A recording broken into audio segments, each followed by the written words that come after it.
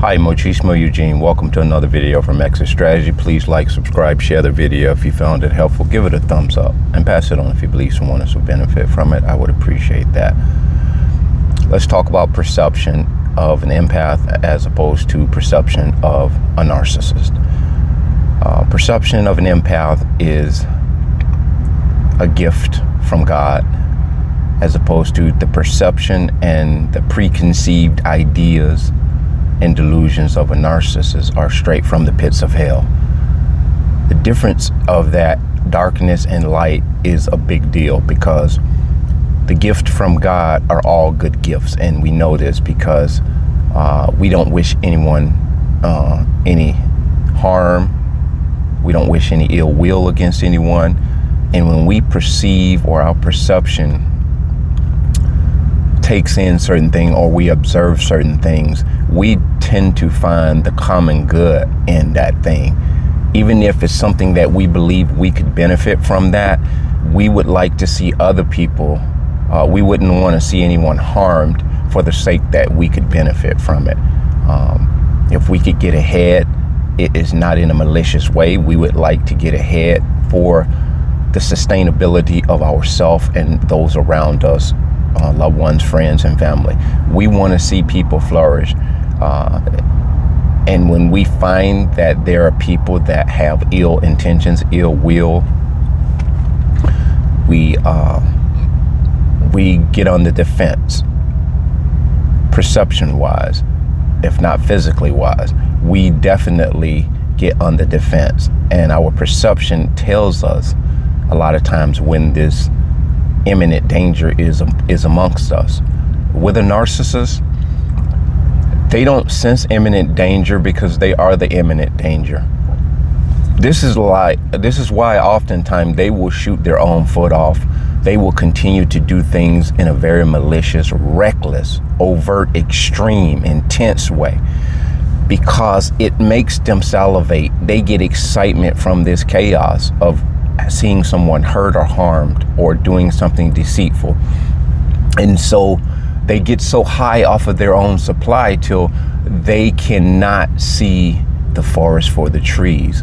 And thank God it's this way with them, because if they had the wherewithal, and a lot of times many of them do, not in and of themselves, they're normally in groups, because you take a group of 10 narcissists, as much as people like to say they are intellectuals, they are in these capacities, they're in this, that, and other.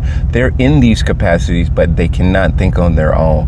They are in a group of minions. They're in a group of dark energy. And so this dark energy, they pull their retardation thought process together. So in essence, 10 narcissists, or even 100 narcissists, don't make up a half a brain of a healthy human being. And so this is why they're able to continue to do the things that they do unchecked, and they can go so long and get away with stuff so long. This is the way it is in society. This is why I believe God says, don't envy those who do evil. The wicked, don't look up to them. He said, don't be envious of those who prosper from doing ill will and getting over on people. I'm paraphrasing. This is what he means.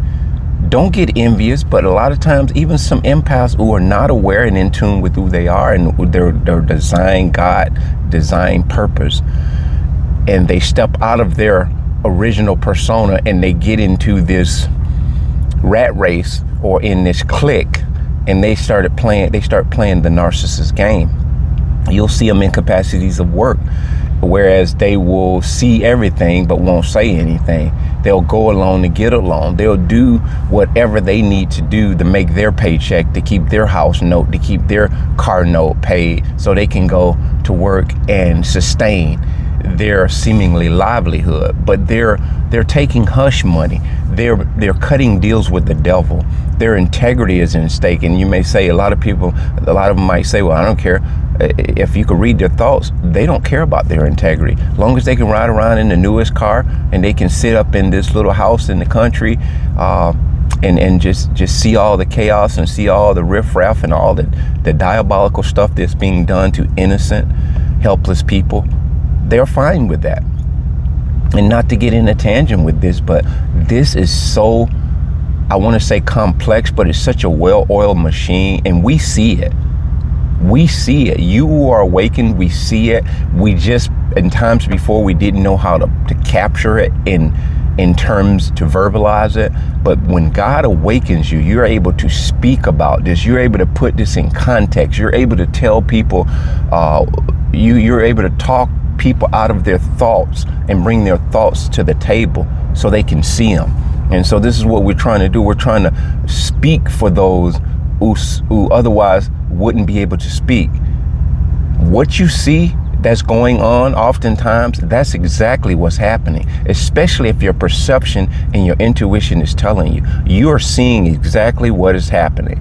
But what happened, we talked ourselves out of what our intuition was telling us. We dismissed it. We say, oh, it's none of my business. I'm not gonna overly judge people. I'm not gonna be critical of people. I have my faults. You damn well sure you do. You damn well do have your faults, but you better believe your faults does not make you dark. Your faults does not make you demonic. Your faults do not make you evil.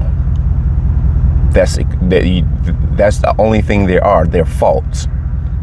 They're faults of your own design. There's stuff that you do in your life that has nothing to do with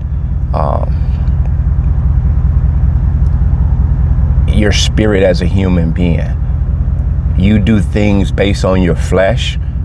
You do things based on, a lot of times, people around you, your circle, and sometimes you do it because that inner conviction is dumbed down. You dumb it down because that inner conviction is in all empaths. That is our guiding light. That is what keeps us from being what we now know is a narcissist and being disordered. These people are fractured. They are fractured in the worst way ever. You take the average person who has a psychological situation based on some chemical imbalance of maybe the mother or the father were drug addicts or alcoholics.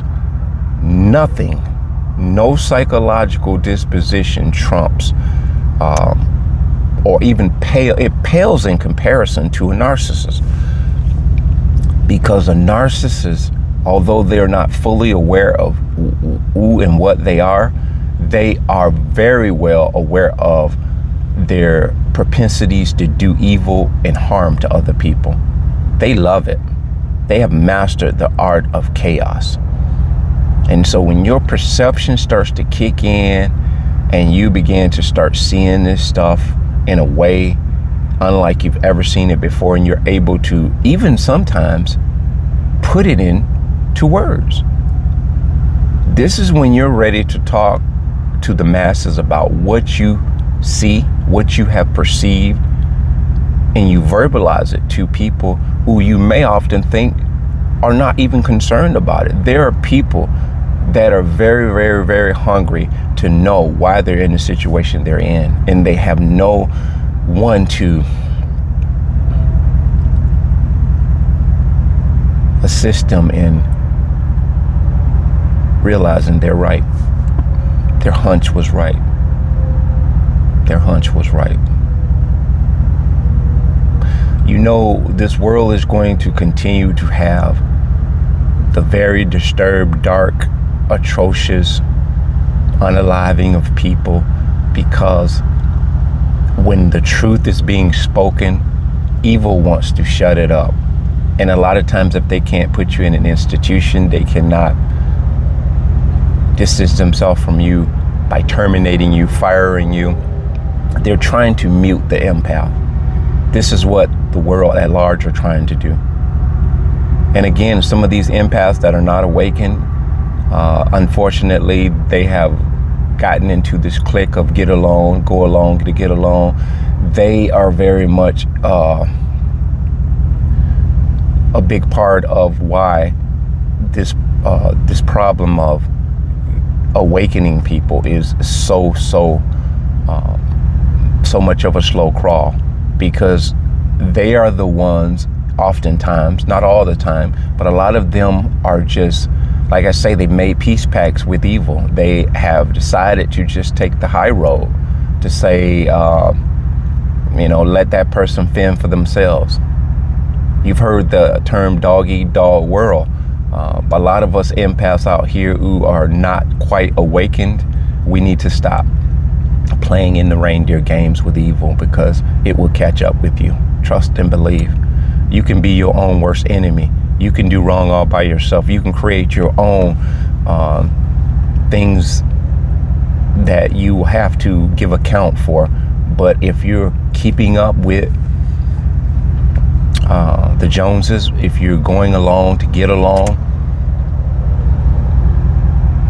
you've heard guilty by association, you will be, the reckoning will be given to you. And I just want to encourage you, if you understand that you are that person, you have been playing in those bloody pools of BS, today is a day that you get out of it.